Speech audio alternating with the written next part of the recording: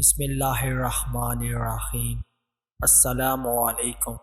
آپ تمام دوستوں کا دل کی اتھا گہرائیوں سے عثمان وائس چینل پہ خوش آمدید کرتا ہوں۔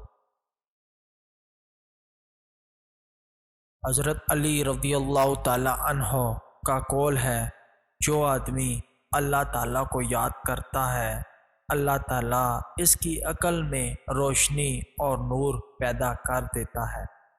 حضرت علی رضی اللہ تعالی عنہ نے فرمایا، دکھ میں کبھی پچھتاوے کے آنسو نہ بہاؤ، کیونکہ تم وہ خوش نصیب ہو جسے اللہ نے آزمائش کے قابل سمجھا۔ حضرت علی رضی اللہ تعالی عنہ نے فرمایا، 3 طریقوں سے پریشانی خوشی میں بدل جاتی ہے۔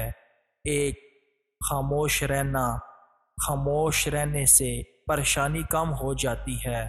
دوسرا، صبر کرنا، صبر کرنے سے ختم ہو جاتی ہے۔ تیسرا، شکر کرنا، شکر کرنے سے خوشی میں بدل جاتی ہے۔ حضرت علی رضی اللہ تعالی عنہ فرماتے ہیں، اپنے دن کا آغاز صدقہ دینے سے شروع کرو، اس دن تمہاری کوئی دعا رد نہیں جائے گی۔ سبحان اللہ۔ حضرت علی رضی اللہ تعالی عنہ فرماتے ہیں، 3 انسان 3 چیزوں سے محروم رہ گئے، غصے والا صحیح فیصلے سے، جھوٹا عزت سے، اور جلد باز کامیابی سے۔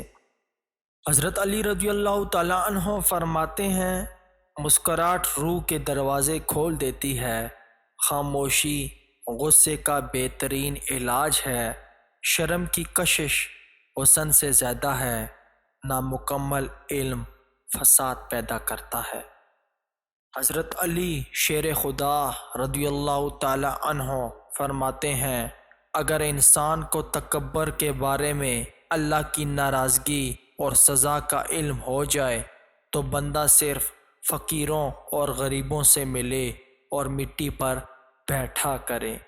حضرت علی رضی اللہ تعالی عنہ فرماتے ہیں، کسی کے برا کہہ دینے سے نہ ہم برے ہو جاتے ہیں نہ اچھے۔